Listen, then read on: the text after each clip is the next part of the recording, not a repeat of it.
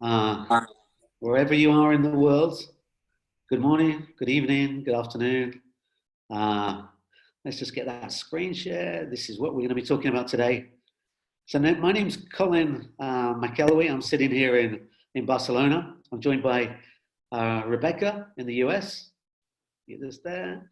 And we have Ethel based in Accra, Ghana. I'm the co-founder of World Reader, but I'm also representing as a founding member of Catalyst 230, the organization which you really, if you don't know about them, you should find out. We'll give you a link a little bit later. And it's a global movement to accelerate progress towards achieving the SDGs. A little bit of housekeeping. We're going to talk for about 20 minutes, and then we're going to open this out to a Q&A. If you've got questions in the meantime, just keep them flowing on the text box, and we'll get back to them at the end of this session. If you're on mute, keep on mute. I think we can control the mute, but then we'll open the session out right at the end. Okay, yeah, first slide. All right, well, listen, let me just close my, once I've got your faces up there. Okay. Yeah, I'm the co-founder of World Reader. We started off, 10 years ago, last month, with a mission to actually get the world reading. So we work globally. We have officers and people in India, in the Middle East, out of Jordan, in East Africa, covering South Africa as well, out of Nairobi. In West Africa, in Accra, we have a team covering that region. And last year we opened an office in Latin America, out of Peru. So we work globally, but we work with the local ecosystems and local partners. And we will hear a little bit about that a little bit later on. And we're focused on the undeserved or the most vulnerable people that we can get to. And why do we do it? Because reading, I mean, if you look at UNESCO figures, 750 million people in the world are illiterate. But you can add 2 billion more to that figure if you're talking about lowly literate, actually functionally illiterate people. That's a lot of people in the world that do not have access to the reading material that they need. And so we have a number of digital solutions. Many people talk to us about, what type of digital solutions. So we started off with the Kindle in schools, and we work on Android tablets now on both of these platforms now. We'll talk again a little bit about that. And of course, we work on devices that are already in the parts of the world that we work, and mobile phones, of course. And everybody thinks of smartphones, but also you need to consider these devices. These devices were called mobile phones when they came out 15 years ago. They're called data-enabled feature phones, and we are able to get a lot of people reading on all of those devices. We're absolutely device agnostic, and we focus on not just learning outcomes, but readiness for the workplace, and specifically on gender equity. So, and we fundamentally believe that reading is around to develop mental health, psychological health, develop critical thinking skills, which are fundamental good. So in our 10 years, and you see our impact, we've reached more than 13 million people reading across those areas that I described of the world, 47 countries where we have a critical mass of readers. We have a library of 12,000 books in 52 languages. We're quite proud of that library because it's been built up through working with local publishers, local authors in all of those regions I mentioned.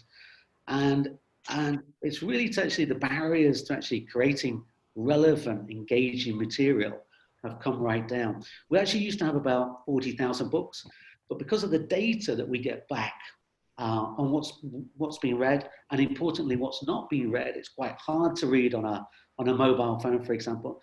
we've been able to reduce that library to 12,000 curated, leveled books that we know engage our readers across a whole range of subjects. In schools, we work with almost 500 schools, and we're in many, many libraries across the regions that we work. Next slide. Okay, so we're here, you know, I said the overarching brand of Catalyst is around the SDGs. Our specific focus is around these sustainable development goals. Quality education, SDG 4, gender equality, SDG 5, good health and well-being, SDG 3, and decent work and economic work, SDG 8. We want to talk to you about partnerships. So if any of you in organizations on this call today are working around those SDGs, we want to talk to you. And then I think last slide before I pass to Rebecca. So we focus on, if you like, 3 segments: the preschool, pre-primary segment. So we work with parents and caregivers, and we encourage them, and we look at behavioral change that we can drive them to read to their kids through digital devices. And we know the impact at preschool is the most impact that you can possibly drive. We work through primary schools, and we have an app called BookSmart for both of those segments that we're going to talk to you about today, and what's on that, and why it works, and we'll explain a little bit more about that. And then we have a second app for youth. We know that an educated population without access to work and work readiness is still problematic. And around the SDGs, we focus on youth. So Rebecca, I'll pass to you. Great, thank you, Colin. It's a pleasure to have you all join us this morning. Thank you very much. My name is Rebecca Chandler-Leahy. I am World Reader's Chief Impact Officer, and really excited to share with you what we have been doing around our COVID-19 response. And the challenge, right? We all know this big challenge, the challenge of nearly 1.6 now billion children and youth out of school. And it's enormous, and we're learning a lot, all of us, through this learning crisis. I think what's really interesting when we have looked at it, it's actually a huge opportunity for many of us, such as World Reader, who have been in the EdTech space for now 10 years, as Colin said. It is a moment to really test the scaling opportunity of what we have been seeding for these last 10 years. And we know that mobile phone penetration, even in underserved communities, is very strong. So the more that we can have availability of free, high quality resources, the greater the impact potential we have overall. So how are we doing it? We defined our COVID response 19 initiative called Keep Children Reading. Maybe for those that are not muted, if you wouldn't mind muting, I'd be very appreciative, I think, for everybody to hear. We are working, as Colin said, around 2 specific opportunities. One, how do we support pre-primary and primary age students? And we have our BookSmart solution for that. And that's really designed to work with parents and caregivers, as well as older children that can read on their own, to mitigate some of this learning loss and to maintain the literacy acquisition that they've had. We also have our youth app, as Colin just said, that really provides reading for learning as well as for pleasure. And both apps are free for any reader that would like to access them.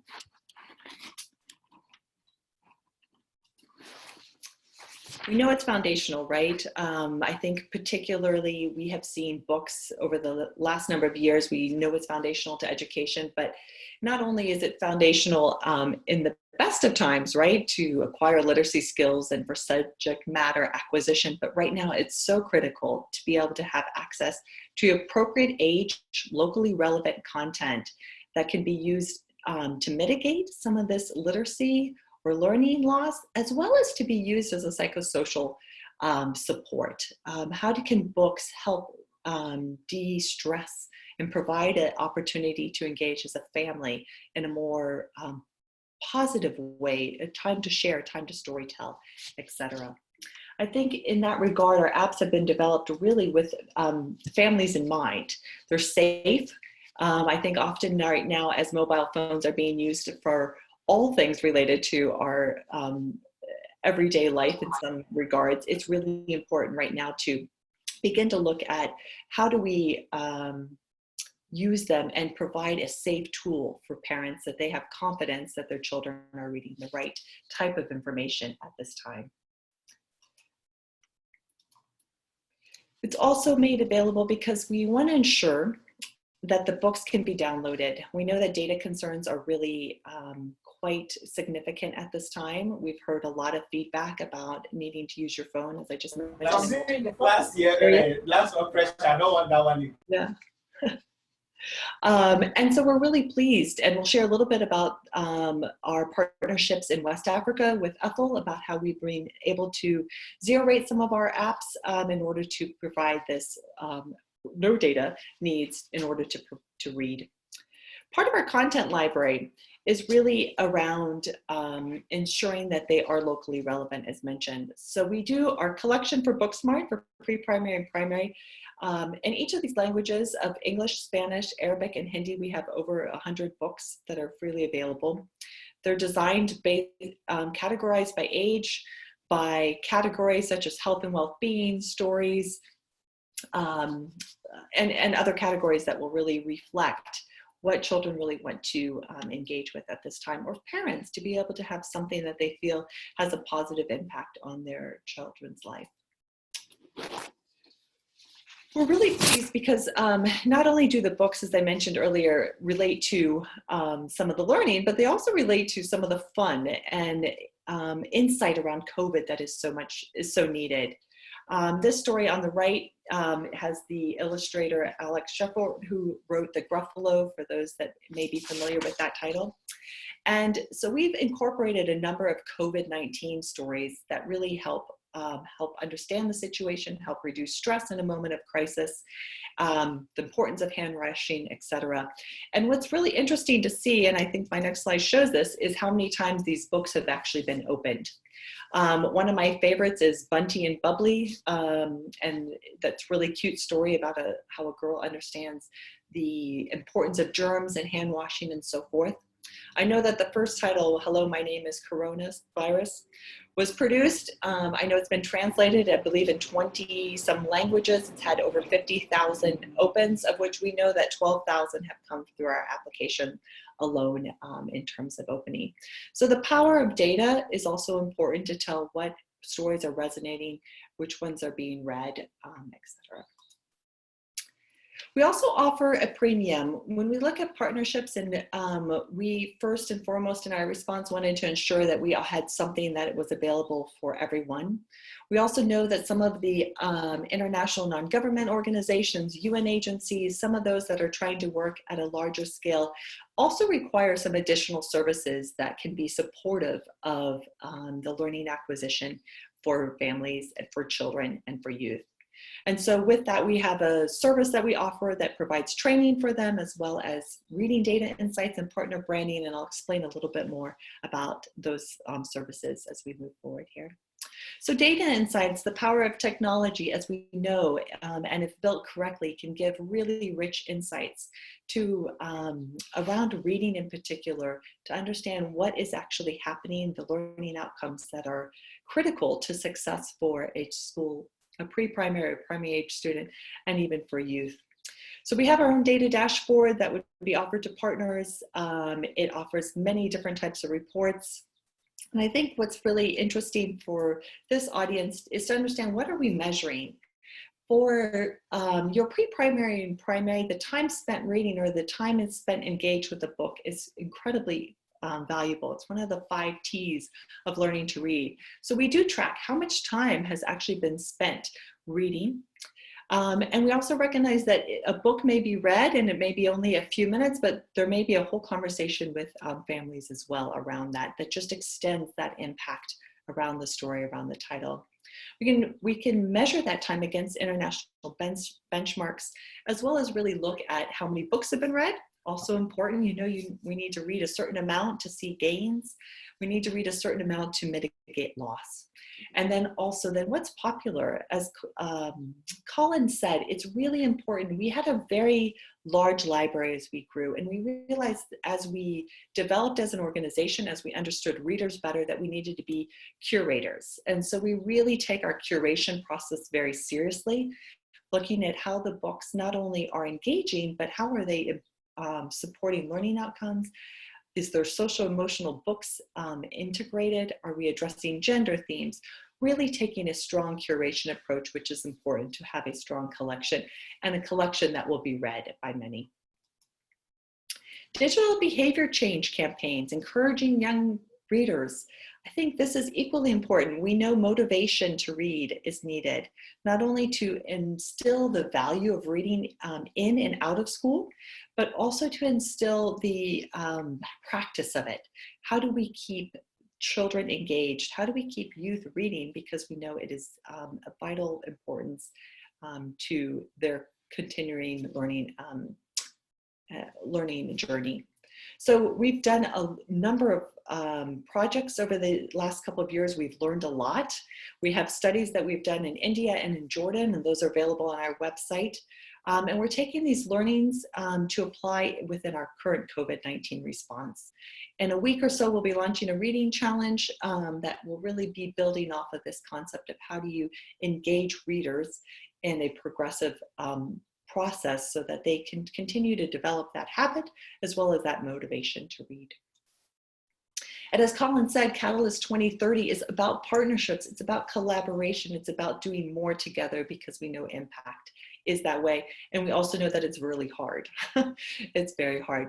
But we do take a partnership first approach. We partner with publishers. Many of you know that we have a very rich partnership network. We have over 480 some publishers we work with around the world. About 187 of them are from the Global South. We partner with groups that are on this phone call, be it ministry or parastate institutions, foundations, INGOs, CBOs, etc. And obviously with foundations, corporates, and other bilaterals that we work with. Partnership is key, and the more that we can leverage each other's work and do something together, the greater the impact will be. I've talked a lot about the pre-primary and primary age students. I do want to also double down a little bit that we do have a really rich resource for youth, and we have significant readers on it. We have a partnership with Opera. We have a partnership with KaiOS. We are working with other telecom providers to actually further distribute this wonderful resource that's available out there. And that is really a tool with thousands of books on it that can help youth continue their reading experience. Categories such as learn or health, careers, I've noted here. We have more than 120,000 people that read on our platform. Actually read, we're not talking about users, and I think that's a really important distinction I probably did not make earlier. We know what our conversion rate, we know how many users come into our platform. It's about 5 times that actually come into our platform, explore it, and then about 120 convert into reading on a monthly basis. And we see over this last month, when we launched our initiative on March 17th, we've seen about a 22% increase in users over this time. So we've reached 18,000 readers. Let me just say that's nearly 100,000 users that we've reached already in just over a month's time, like a month and 3 days.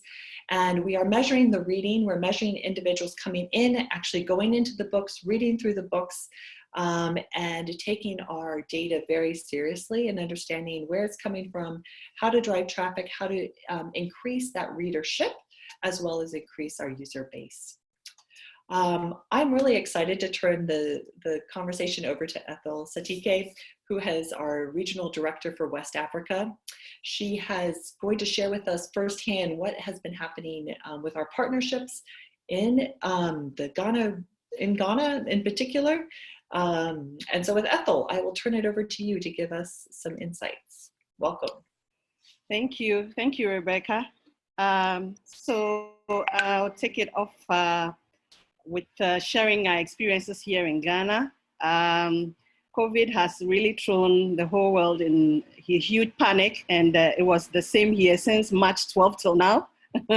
We keep looking at what's happening in the news, and one of the difficulties that we have faced has to do with parents engaging children in the home, because the children since March 16th they've been home. And so BookSmart came in at a very good time here in Ghana. And one of our approaches that we have adopted is really going to a lot of partnerships to get the BookSmart app and the World Reader apps available for readers, especially the young readers, because we want to get them to engage with parents, although it's a bad time, but it's the opportunity here is that parents have opportunity to engage with children. We started off with our partner engagement with the ministry. We shared with them what we had. We also got in touch with the Ghana Education Service. We had a lot of engagements with the Ghana Library Authority, where as a result of the discussions that we've had, we currently have the BookSmart app as well as the World Reader app housed on the reading app of the Ghana Library Authority. So when you go to Google Play Store and you go to GHLA's reading app, you can also access BookSmart as well as the World Reader apps. We also engage a number of NGOs, a number of our partners that are doing real work, some working with low-fee private schools, some of them working with the public schools. We engage friends and families. And one of the feedback that we kept receiving was the fact that data costs, how do we get data to download the books? Because for World Readers apps, you could download the books and read offline for free. And so that was something that we thought would be helpful. But again, the data cost was such a big one. And so we had to go to our telcos and to tell our story, to say this is something that we really need for parents. In fact, we can't appreciate teachers enough during this time. And I know most parents will agree with me that it has been a tough job, you know, engaging children. And so making sure that this makes, we have an approach that makes it easier for parents to engage the children. We went to the telcos, we went to Vodafone, we talked to them, and their response has been really positive. In fact, Vodafone since April 7th has whitelisted World Readers apps. And so any Ghanaian, in any part of Ghana could read. If you have a Vodafone SIM, you could read any of the books for free. You would not be charged for data. Recently, just this week, we also had good response from MTN, and MTN has also, whitelisted the apps. And so wherever you are and you're reading, whether it's on Vodafone or MTN, you could read the books without being charged for data. And this is a huge one for us. And we want to really, really, really appreciate our telcos. Maybe after COVID, we might need to re-evaluate our relationship with technology, because we haven't really seen how much technology has brought into our lives within this short time. And so we really, really want to appreciate them, especially for zero rate charging for, if we have to read on the apps. And so basically this has been the partnership. We continue to engage a lot of corporate partners, because we still need to maintain the apps. We still need, technical people up there to continue to keep the app running. If there are any issues, we need people to help us resolve them very quickly, because children are enjoying the books, I'll tell you. When we started here in Ghana, I started sharing with a few friends, first of all, and that is Pius, my very good friend. I think he's listening in too. And so Pius was one of the first ones that I shared it with. And when he tried it a few times, he says, "Why didn't you share this with us long ago?" He was really excited, and he would tell me how he was engaging his kids every evening, downloading books and reading to them. What I appreciate about this is that sometimes we always say, oh, the women are the ones that do the reading and all that, but we want to also show some of the role models out there. We have a lot of nice daddies there who are engaging the children and interacting with them and helping them, to read, so that we can sustain at least some of the skills and knowledge that the children already have, some of the learnings. And so basically, that is how, we have found BookSmart and World Reader apps.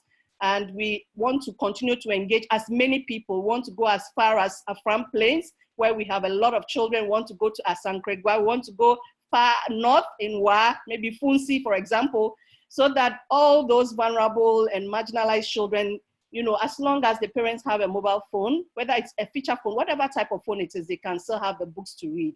And so I would like to pause here, and if there are any questions, I'm happy, you know, to respond. Thank you, Rebecca. Thank you, Ethel, very much. Maybe we'll just at this time save, are we ready to move to questions and answers, Colin? Sure, absolutely, absolutely. Yeah. So maybe I will stop share at the moment so we can see everybody. Does that sound appropriate? Have a little interaction.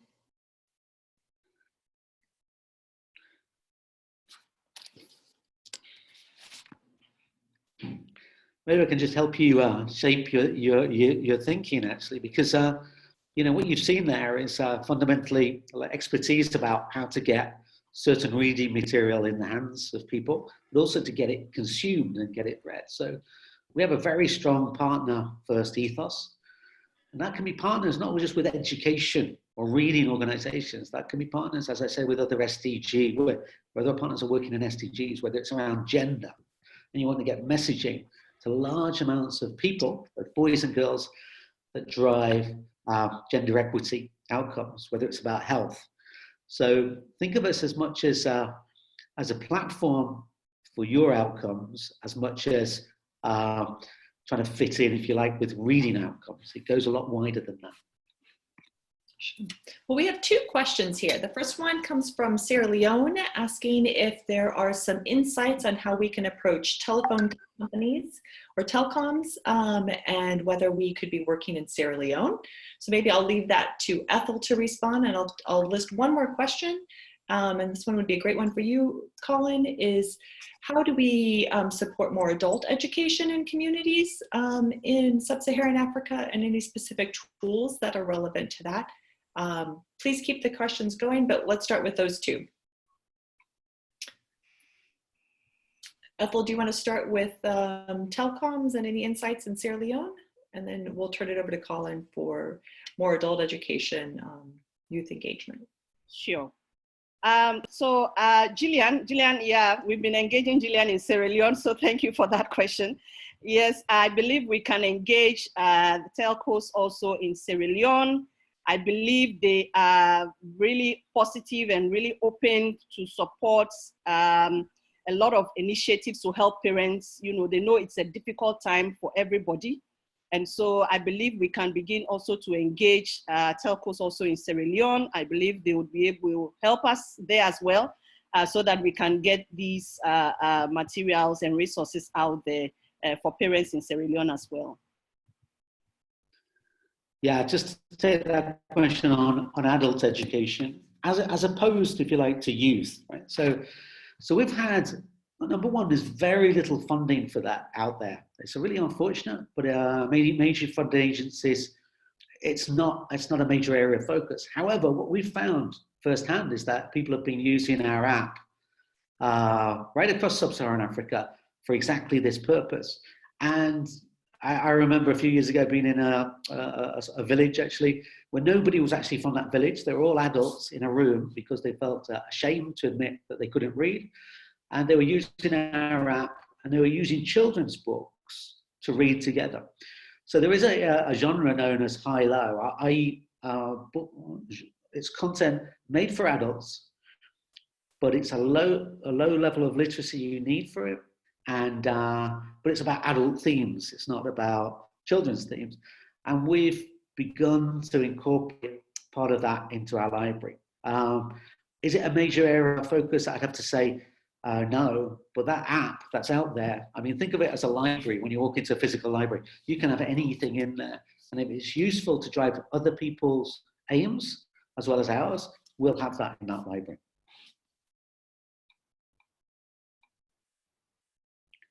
Okay. I would just add on, we are building out our high-low content. That is part of our curation process, recognizing the significant need for it. So that's in process at the moment. We have a great question around gender divide in reading. We're seeing a lot of articles around gender considerations and just the effect potentially on young girls and women who at this time during a crisis, as is often the case during a crisis. And there was a note here that says girls may read more than boys, and what are we doing to encourage boys to read? Great question. I would say we generally do see a higher, we see a higher reading engagement period, not necessarily always a higher engagement, but girls tend to read longer and more than boys coming into the platform, or young men coming into the platform. Part of our initiative is to look at what type of content needs are there for boys and young men in particular.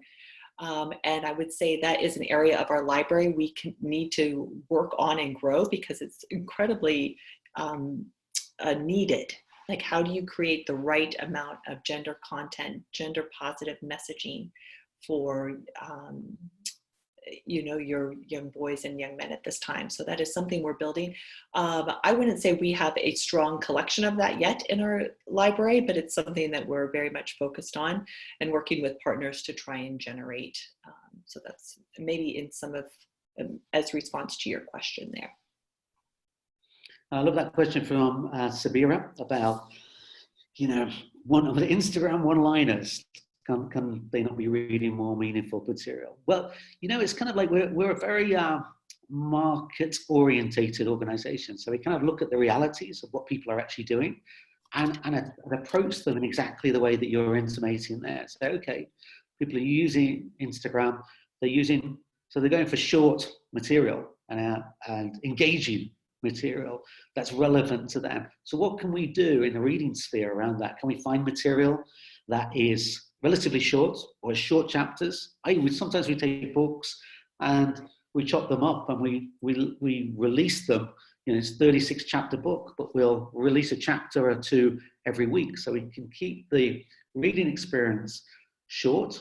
It won't blow your data, which is often a worry when people start to read a book, but it has to be engaging. It has to be engaging with local material. So we learn a lot, if you like, from what people are doing on Facebook and Instagram and TikTok and whatever it's called. But say, okay, how we could translate that experience into a reading experience? And I think there's a question there. Yeah, go ahead. I just add a little bit around the gender theme. For those of you that would be willing to, and hopefully you will, share our apps and their links forward. We have a very rich collection, particularly for young women and girls. And I think it's, I can't say enough about it. I mean, we have information around sexual reproductive health, inspirational stories written by young women themselves in their contexts. And so I really think it's important if you would be willing, as part of this Catalyst 2030, to put that message out, because these are voices, particularly from sub-Saharan Africa, telling their gender perspective. There's another question here. For those that joined later on, I want to assure you our applications do not require a smartphone. Obviously, they do work on smartphone. We have really worked very hard to ensure that our applications are available on any data connected phone. So if you have a feature phone, that has some data connectivity, you can access our content and you can even download it and read it offline for limited data. So please, we strongly want to get that message out. There's a perception that you need a very expensive phone. I want to assure you, even for a $7 2G phone, our application works on it. So that is one of the huge advantages I feel of our solution and our response, is that we have really taken into account the underserved and vulnerable communities that will have limited access to, a high-end phone, etc. There's a question I don't want to lose from Kate Hawley, around East Africa. So Ethel or Rebecca, do you want to take that? What are we doing in East Africa? Yes, so I think Joanne's on the phone too, if she wants to chime in. I know I just sent Kate a message saying we'll connect her around that. Joanne, are you on I'm just trying to Hi, find you. everyone. Yes, this is Joanne, Regional Director, East Africa. Quick response to you. We are currently in Uganda, Tanzania, Kenya, and we have a small project in Ethiopia and more towards the southern part of Africa. For Kenya specifically, we have worked with 82 libraries, including the entire network of 62 libraries of the Kenya National Library Service, who in turn work with about 500 schools. And then direct programming with schools in Kenya, we are in about 152 institutions. We've done a program that sort of challenges gender stereotyping. That was mobile phone based. We are currently pursuing opportunities for youth, as well as opportunities for ECD projects. But as my colleagues have mentioned, we have shared the BookSmart links with all of our partners so that they can start off, enjoying and being part of that digital reading experience. Yes, I think I can stop there. There's a question here about whether we partner with physical libraries, and the answer is yes. So we feel, as Ethel shared, we're already partnering with the Ghana Library Association. We've partnered with the Kenya National Library Association and many others throughout sub-Saharan Africa in particular. We feel very strongly that libraries play a critical role in a community. Not only for the outreach that they give to the community, but also the resources that they offer. So we very much would look forward to partnering with other library associations and community library associations. We feel that what is available from a physical book standpoint can be nicely complemented with a digital, just expanding the wealth of resources for that community that's being serviced by them. And there's a question, Rebecca, I think that's best for you as well, on UNICEF. What have we done with UNICEF and what are we? UNICEF. Yes, so we are working with UNICEF Jordan. I know we are in conversations with other UNICEF partners in Ghana and in Kenya in particular. And UNICEF Jordan has picked up our application and using it in refugee camps, using our Arabic collection. We would like to continue to foster more deeper engagement in our other countries with them, but they are part of our network of conversations and we're part of their cluster working group discussions. Trying to keep up here. There's another one from IDP Foundation Ghana. Yes, I would be happy to connect with you around our package of services, especially around the low data requirements. If you want to just put your email in, more than happy to circle back with you on that one. We're reading fast. If you see our eyes, we're just reading quickly here. Rebecca, just one quickly. I think we are also whitelisted by Moya Data. They have also whitelisted our apps in South Africa. And so, yeah, so basically we are getting a lot of, positive feedback from the telcos, to support this initiative. Yeah. There's a question here about the effects on young people's eyesight from reading for long periods of time on a phone compared to a book, especially on a poor quality phone. In full transparency, I've not read any study that has demonstrated that that is actually a significant damage of any sort that I've seen. But what I do actually understand is, and I think for anyone, particularly when we're thinking about pre-primary and primary age children, we don't anticipate that they're reading for long hours at a time, right? I mean, for sure your pre-primary aren't yet reading, but we do anticipate, could a parent take a story and look at the pictures, even if they're illiterate, and tell a story to that 4-year-old and begin to just expand that horizon, work on vocabulary, bring their community more alive through a story to them. That's one way that we have seen actually illiterate mothers or very low literate mothers actually use a smartphone with some of the stories. They take the pictures and they tell a story instead of reading it. has great impact on the child, positive impact on their learning outcomes. For your upper age, your primary age students that may have some ability to read, I would say we're only encouraging a 15 to 20 minute reading. That's international benchmarks. That will not have any, to our knowledge, any damage on eyesight. So if there are studies out there, I would love to know them. So feel free to send them to WorldReader, info@worldreader.org. We'd love to be made more aware if there's some studies around that.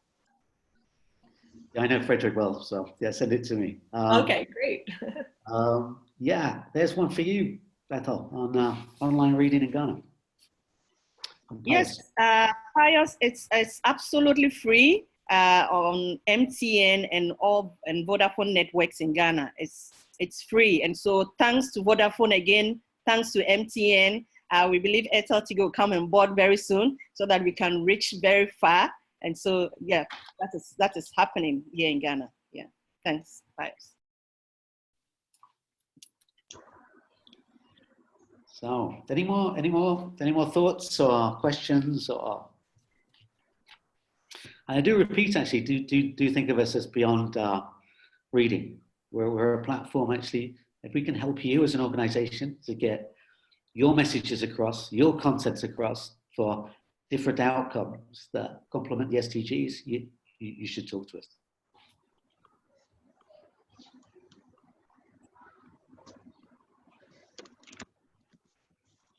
Okay. Rebecca, do you want to put up that last slide as the... Sure. Can I just put one question out to everybody? If you feel at liberty to answer, we would love to just know from you, what are some of your constraints or challenges that from a partnership standpoint you think are inhibiting? Because as Catalyst 2030, we're actually thinking, as Colin said, is like, how do we break down some of these barriers for collaboration? And would love if you have any insights to put forward to us about how do we begin to tackle some of those in these type of partnership and collaboration discussions. Is that fine, Colin? Just maybe 1 minute or two to see if anybody wants to throw some ideas forward for our consideration. Absolutely. And I'd also add another question from a totally different perspective. You know, we're all confined at home, and many of us have kids. What works for you to get your kids reading? What doesn't work? Is it content? Is it the space? Is it the time? Is it what? So, you know, feel free to just share your real life, real time experiences with us.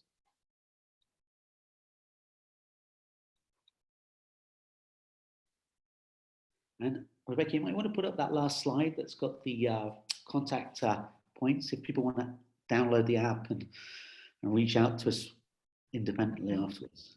Putting that up at the moment. Thank you so much.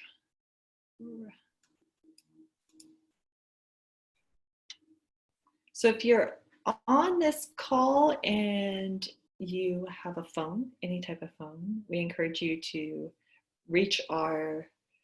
download our apps, read a book, read a COVID book, read Bunty and Bubbly. It's super fun.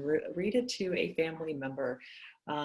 It truly does bring a reduced amount of stress in a person's life to just read for 5 minutes. BookSmart.org is our BookSmart app. Read at WorldReader.org is our World Reader. We strongly encourage you to enjoy a book today, and particularly to think of ways in which we can keep the children, our nieces and nephews, our own children, our cousins, etc., involved in reading at this time. Yeah, and I just add, if you're in Europe or the United States, you're going to see a subset of books on those apps.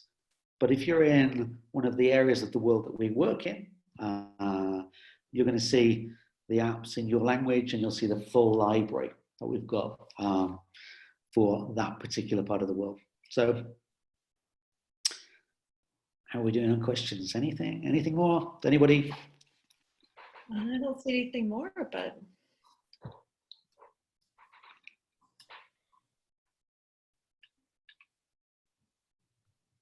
There's one more question. The idea of co-creation would be one opportunity for driving partnerships. We would love that, and I think many others on this call as well, in terms of thinking of co-creation. So happy to explore that with you. We have quite a bit, we have some good ideas around gender and other sexual reproductive health ideas that we could put forward. Another question, is it possible to access Spanish language books from Ghana? Another good question. Actually, no. And part of that has to do with our licensing component. One, because of the applicability and how we license some of our content from our local publishers from a geographic perspective, and really trying to tailor it more to the local relevance of that content within that region. Another question from Suzanne Z. World education focuses on non-formal. I know this is more about reading, but can you break down access to? Yes, so voiceover in local languages. I believe we have Banu Pota on the call today, so maybe you could talk a little bit about our features regarding our vision for text-to-speech. We have started to include some audiobooks because we know that that is very important for families that are illiterate or non-literate individuals. And if you were on earlier, we do actually know that there is quite a bit of experience that we've seen in understanding that even those that are not literate are using our content to tell stories and to make stories up, and just bringing new life into their families. Bonnie, are you able just to quickly answer around our text-to-speech and so forth? I have a feeling Manu, who manages our Indian South Asian office, has dropped off. Ah, right, okay, yeah. So we are, so on our, if you are connected, we are building the text-to-speech application. So if you have to be online, but we recognize that many of our readers actually read offline. And our solutions, were schools opened, are actually available within a classroom setting as well with the content. And we've designed the systems to work completely offline because we know connectivity remains expensive, not available to all, etc. So from a text-to-speech standpoint, we've moved more into audiobooks at the moment, but we are exploring, however, the text-to-speech or read aloud availability from an offline perspective is a little bit tricky. Can be done, but we are definitely pursuing it quite aggressively from an online perspective. Okay. Well, I think we're approaching the end of our session. So you've got our contact details there. Remember that we're an organization that has some assets to bring, but we're a learning organization, and we can only learn by working with other experts in other fields and in other geographies to increase the efficacy and impact of what we do. So, you know, if you've got questions after this session, please reach out to us. If we can't answer them, it'll just be great to be in contact. And, you know, we're around. So many of you may know me from the Catalyst, but it's great to bring the rest of the team on here. And please reach out to us with any questions, doubts, or opportunities. And thank you very much for giving us your time today. We appreciate it very much. Great. All right. Okay, everybody. Until the next time. Take care. Thank you. All right. Thank you, everyone.